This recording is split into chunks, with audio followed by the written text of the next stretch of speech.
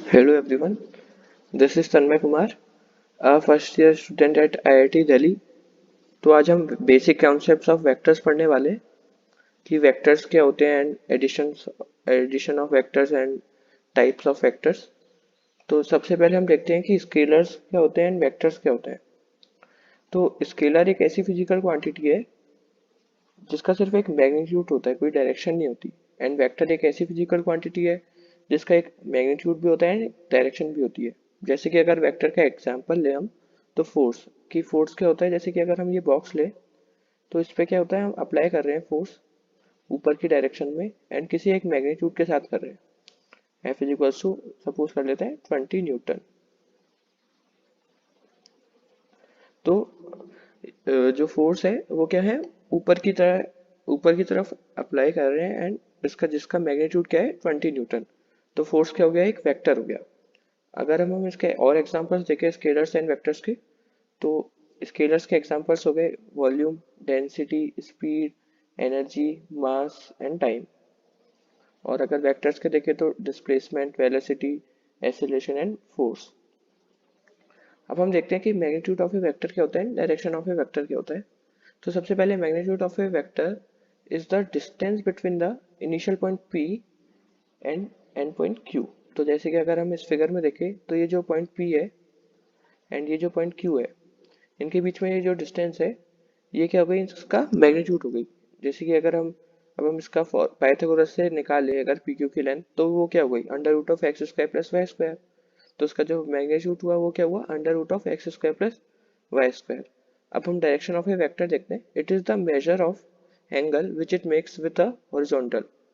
यानी कि जैसे कि अगर हम इस एग्जांपल में देखें, इस फिगर में देखें कि जो पी क्यू वेक्टर है वो क्या कर रहा है, एक्स एक्सिस से थीटा डिग्री एंगल बना रहा है। तो इसकी जो डायरेक्शन हो गई वो क्या हो गई, theta degree anti clockwise with x axis. तो इसकी जो डायरेक्शन हो गई वो ये हो गई। अब हम देखते हैं direction cosines and direction ratios क्या होते हैं। तो consider position vector OP of a point P x y z as in figure. The angles alpha, beta, gamma made by the vector with the positive directions of x, y and z axis respectively are called its direction angles। यानी कि अगर हम इसमें देखें, इस figure में देखें तो ये जो OP वेक्टर है ये एंड ये, तो इसमें जो OP वेक्टर जो एक्सिस से एंगल बना रहा है, यानी कि जो एक्स एक्सिस से एंगल क्या बना रहा है, ये वाला जो एंगल है वो क्या है, अल्फा। एंड ये वाला जो एंगल है वो क्या है, बीटा। और ये जो एंगल है वो क्या है, गामा। तो ये जो एंगल है इनको क्या कहते हैं हम, डायरेक्शन एंगल्स। और इनकी जो कोसाइन वैल्यूज होती हैं उनको क्या कहते हैं हम लोग, डायरेक्शन कोसाइंस। तो direction cosines is the cosine of the angles which a vector makes with the x axis, y axis and z axis respectively। तो अगर हम देखें ओ पी ए ट्रायंगल में, इस ट्रायंगल में अगर हम cos अल्फा की वैल्यू निकालें तो वो क्या होगी, cos alpha will be x divided by magnitude of OP vector. Similarly cos beta क्या होगा, cos बीटा होगा y divided by mod of R vector. Similarly cos gamma जो होगा वो क्या होगा, z by mod of R. अब हम देखते हैं डायरेक्शन रेशियोज क्या होते हैं। तो डायरेक्शन रेशियोज क्या होते हैं, ये ऐसे नंबर्स होते हैं जो प्रोपोर्शनल होते हैं डायरेक्शन कोसाइन के। जैसे कि अगर कोई भी हमारे पास वेक्टर है, a vector is equals to A1 i cap plus A2 j cap plus A3 k cap. तो जो A1 A2 एंड A3 है वो क्या होंगे, उसके डायरेक्शन रेशियोज। तो अगर अब हम इसमें देखें कि अगर हमको अगर डायरेक्शन रेशियोज की टर्म्स में डायरेक्शन कोसाइंस निकालने हो तो हम कैसे निकालेंगे। तो सबसे पहले हम क्या करते हैं, हमको ये जो कंडीशन है L square plus M square plus N square equals to 1, ये देखें कि ये आई कहाँ से। तो एल की वैल्यू क्या होती है, एल होता है एक डायरेक्शन कोसाइन यानी कि कॉस अल्फा। एल हो गया कॉस अल्फा, एम हो गया कॉस बीटा, एन हो गया कॉस गामा। तो जो L square plus M square plus N square equals to 1 है, अगर हम कॉस अल्फा की वैल्यू पुट कर दे इस वाले फिगर में से, कॉस अल्फा की वैल्यू क्या आई थी इधर से, कॉस अल्फा आया था x by under root of x square plus y square plus z square.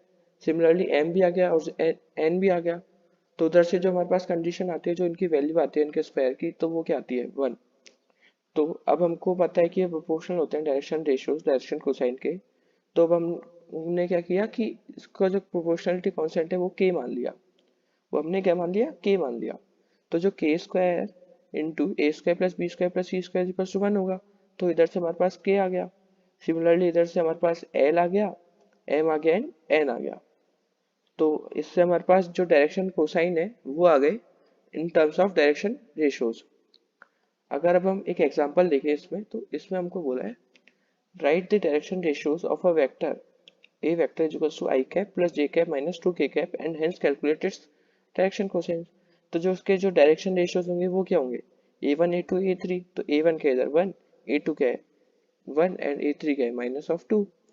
और अगर इसके जो डायरेक्शन कोसाइंस होंगे वो क्या होंगे, direction cosines will be a x divided by under root of x square plus y square plus z square.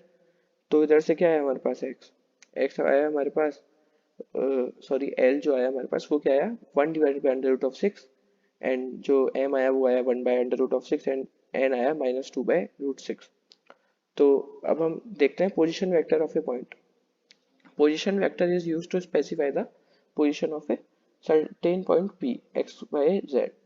यानी कि अगर कोई भी हमको पॉइंट P दिया हुआ है किसी भी वेक्टर स्पेस में, किसी भी एक, जैसे कि अगर हमारे पास ये जो है कहा गया ये वाला, इसके अंदर अगर अब हमको P पॉइंट है, अगर इसका अगर हमको पोजीशन वेक्टर लिखना है कि इसका पोजीशन वेक्टर क्या होगा, तो वो निकालने के लिए अब हम देखते हैं कि पोजीशन वेक्टर होता क्या है। Position vector of a point is measure from origin in general.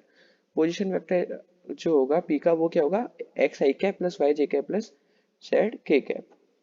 तो i cap j cap and k cap क्या है इधर, आई कैप क्या है unit vector along x direction, j cap along y direction and k cap along z direction। तो अगर कोई भी if an object is at certain point P at a certain time its position vector is given as described above। यानी कि r vector is equals to x I cap plus y j cap plus z k cap। अब हम देखते हैं components of a vector. यानी कि अगर कोई भी हमारे पास वेक्टर गिवन है हमको r vector is equals to x I cap plus y j cap plus z k cap, तो इसके जो कंपोनेंट्स होंगे वो क्या होंगे, components along x axis y axis and z axis, तो कंपोनेंट्स ऑन या फिर अलोंग। तो इस फिगर में देखें हम, तो जो ओपी वेक्टर है वो हमको गिवन है x i cap plus y j cap plus z k cap. तो इसका जो कंपोनेंट होगा एक्स एक्सिस पे वो क्या होगा, x i cap, x i cap. और जो वाई एक्सिस पे होगा वो होगा वाई जे कैप, और जेड एक्सिस पे जेड के कैप।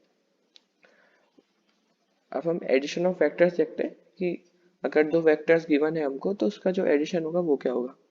जैसे कि अगर हम देखें इस फिगर के अंदर, तो जो ए की जो टेल है और जो बी की जो टेल है, तो ये क्या है कि जो ए का हेड है वो बी की टेल से टच हो रहा है।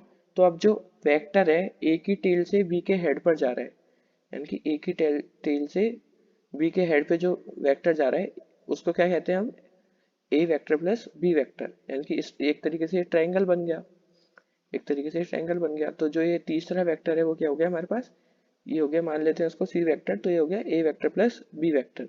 अब इसका ये तो हो गया ट्रायंगल ऑफ एडिशन। अब हमारे पास आता है vector parallelogram law of for addition of vectors. यानी कि अगर मान लेते हैं कि हमारे पास दो वेक्टर्स हैं, ए वेक्टर एंड बी वेक्टर, और इनकी जो टेल है वो क्या है सेम पॉइंट पर है, जैसे कि इसमें तो ओ है। अब ये जो पैरेललोग्राम बन रहा है जिसकी एक साइड है ए एंड एक साइड है बी, तो अब ये जो पैरेललोग्राम बन रहा है, अब इसका जो डायगोनल है जिसकी टेल क्या है, इन दोनों टेल से कॉमन है, यानी कि ए वेक्टर और बी वेक्टर की जो टेल है और जो डायगोनल है जिसकी टेल भी क्या है ओ, तो वो जो वेक्टर है वो क्या होगा हमारे पास a vector plus b vector, यानी कि addition of those two vectors, a vector plus b vector. अगर अब हमको a vector plus b vector का मैग्नीट्यूड निकालना है तो वो क्या लिखेंगे हम, वो होता है under root of a square plus b square plus 2ab cos theta. इधर कॉस थीटा क्या है, ये एंगल है, ये वाला एंगल क्या हो गया हमारे पास कॉस थीटा। तो अब हम देखते हैं कि अगर हमको ये वाला एंगल चाहिए कि ये वाला एंगल क्या होगा जो सी वेक्टर बना रहा है ए वेक्टर से, तो वो लिखेंगे हम tan phi is equals to b sin theta divided by a plus b cos theta. अब हम देखते हैं इसकी कुछ प्रॉपर्टीज वेक्टर एडिशन की। तो सबसे पहले सबसे पहली प्रॉपर्टी है कि a vector plus b vector is equals to b vector plus a vector, and associative property भी ये फॉलो करता है। तो इसकी दोनों प्रॉपर्टी क्या हो गई, commutative properties and associative property. अब हम एक एग्जांपल देखते हैं। इसमें बोला है हमको if a vector is equals to 2i cap plus j cap, b vector is equals to 3j cap minus k cap, and c vector is equals to 6i cap minus 2k cap, find the value of a vector minus 2b vector plus 3c vector. तो सबसे पहले हमको पता है a vector क्या है, b vector क्या है एंड c वेक्टर क्या है।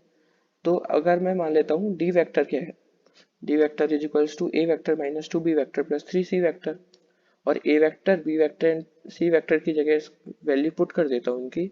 तो जो मेरे पास d वेक्टर आया वो क्या है, 20i cap minus 5j cap minus 4k cap. अब एक और एग्जांपल, ये अच्छा एग्जांपल है। If a vector minus b vector का जो मैग्नीट्यूड है वो इक्वल है a वेक्टर के मैग्नीट्यूड के, and that is equals to b vector के magnitude, the angle between a and b is. तो सबसे पहले हम मान लेते हैं कि जो a वेक्टर और b वेक्टर के बीच में जो एंगल है वो क्या है, थीटा है। तो जो मैग्नीट्यूड होगा a माइनस बी का वो हम ऐसे लिखेंगे, a vector plus minus of b vector. अगर कोई भी एक नेगेटिव होता है वेक्टर का तो वो क्या होता है, नेगेटिव। जैसे कि अगर कोई भी एक ये वेक्टर है b, तो ये जो b वेक्टर है, अगर हमारे पास ये b वेक्टर है तो उसका जो नेगेटिव होगा वो होगा ये वाला वेक्टर, ये वाला जो वेक्टर होगा जो यहाँ से चल रहा है। तो ये क्या हो गया हमारे पास, माइनस ऑफ b। तो अब हमने इसको ऐसे लिख लिया। तो जो a वेक्टर और b वेक्टर के जो a वेक्टर और माइनस b वेक्टर के बीच में जो एंगल होगा, जैसे कि अगर मान लेते हैं कि ये वाला जो एंगल था वो क्या था हमारे पास, a वेक्टर था। अगर हमारे पास ये वाला b वाला अगर हमारे पास a वेक्टर था तो ये वाला एंगल क्या था, थीटा। तो जो a vector and minus b vector के बीच में जो एंगल होगा वो क्या होगा, 180 माइनस थीटा। तो अब हमने जो इनके बीच में एंगल लिखा वो क्या लिखा, 180 माइनस थीटा। तो अब हमको पता है कि फॉर्मूला की ए वेक्टर प्लस बी वेक्टर का जो मैग्नीट्यूड होता है वो क्या होता है। तो अब हमने कॉस थीटा की जगह क्या डाल दिया, 180 माइनस थीटा। अब हमने इसको सॉल्व किया तो इधर से जो हमारे पास आया कंडीशन जो आई, इक्वेशन जो आई वो क्या आई, mod of a square equals to mod of a square into two plus one, two plus two into cos of 180 minus theta. तो इधर से हमारे पास कॉस थीटा क्या आ गया, 1/2, और थीटा क्या आ गया, 60 डिग्री। अब हम टाइप्स ऑफ वेक्टर्स देखते हैं कि वेक्टर्स के टाइप्स क्या क्या है। सबसे पहले आता है जीरो वेक्टर। तो एक ऐसा वेक्टर जिसका जो initial point and terminal point है वो क्या है, कोइंसाइड कर जाए, उसको क्या कहते हैं हम, जीरो वेक्टर। इसको हम जनरली ऐसे रिप्रेजेंट करते हैं, ए वेक्टर एंड बी वेक्टर। अब हम यूनिट वेक्टर देखते हैं। यूनिट वेक्टर क्या होता है, a vector whose magnitude is unity, a vector whose magnitude is unity is called a unit vector. The unit vector in direction of a given vector a vector is denoted by a cap। यानी कि एक ऐसा vector जिसका जो magnitude है वो है 1, और वो किसी एक, जैसे अगर हमको ए वेक्टर गिवन है तो उसकी डायरेक्शन में जो यूनिट वेक्टर होगा वो क्या होगा, a vector divided by its magnitude, और उसको हम कैसे डिनोट करते हैं, ए कैप। अब कोइनिशियल वेक्टर्स देखते हैं कि कोइनिशियल वेक्टर्स क्या होते हैं। तो two or more vectors having the same initial points are called co-initial vectors. Collinear vectors, two or more vectors are said to be collinear if they are parallel to same line irrespective of their magnitudes and direction। यानी कि दो ऐसे vectors जो कि किसी एक line के parallel है, या तो वो उनकी डायरेक्शन अपोजिट होगी या फिर सेम होगी। हमको ये डायरेक्शन के ऊपर डिपेंड नहीं करता। अगर कोई भी वेक्टर्स, ऐसे दो वेक्टर जो कि एक लाइन के पैरेलल है तो वो क्या हो गए, कोलिनियर वेक्टर्स। इक्वल वेक्टर्स क्या होते हैं, अगर two vectors a and b are said to be equal if they have same magnitude and direction regardless of position of their initial points and written as a vector is equals to b vector। यानी कि दो ऐसे vector जिनका magnitude same है and direction भी same है, और जरूरी नहीं है कि उनका जो इनिशियल पॉइंट है वो सेम हो। तो इसका मतलब हो गया कि ऐसे दो वेक्टर्स जिनका मैग्नीट्यूड सेम है एंड डायरेक्शन सेम है वो क्या हो गए, equal vectors. Negative of a vector जैसे कि अभी मैंने पिछले वाले एग्जांपल में बताया था कि ऐसा कोई भी वेक्टर, जैसे कि हमारे पास ये वेक्टर है, ये बी वेक्टर है, अगर ये ए बी वेक्टर है तो जो इसका जो नेगेटिव होगा वो क्या होगा, इसका नेगेटिव कुछ ऐसा होगा, ये क्या होगा, इसका जो नेगेटिव होगा इसके क्या होगी, डायरेक्शन क्या होगी, अपोजिट होगी, और इसका मैग्नीट्यूड क्या रहा, सेम ही रहा. A vector whose magnitude is same as that of a given vector but direction is opposite to that of it is called a negative of a given vector. For example, vector BA is negative of vector AB and written as BA vector is equals to minus of AB vector. अब हम इसके examples देखते हैं कुछ. तो सबसे पहला example बोल रहा है find the value of x y z so the vectors a vector is equals to x I cap plus 2 j cap plus z k cap and b vector is equals to 2 I cap plus y j cap plus k cap are equal. तो अगर ये दोनों equal है तो उनके क्या होंगे, components भी इक्वल होंगे, यानी कि जो आई के अलोंग जो कंपोनेंट होगा, एक्स के अलोंग जो कंपोनेंट होगा वो क्या होगा, इक्वल होगा. तो इधर से हमारे पास जो एक्स की वैल्यू आई वो क्या आई 2, और वाई की वैल्यू क्या आ गई 2 एंड जेड की वैल्यू क्या आ गई 1. और अब हम नेक्स्ट एग्जांपल पे देखते हैं. ये बोल रहा है कि find the unit vector and direction of sum of vectors a vector and b vector. तो सबसे पहले हम सब निकालेंगे इन वेक्टर का कि क्या आता है. तो हमने सब निकाला तो वो क्या है 4 आई कैप प्लस 3 जे कैप माइनस 2 के कैप.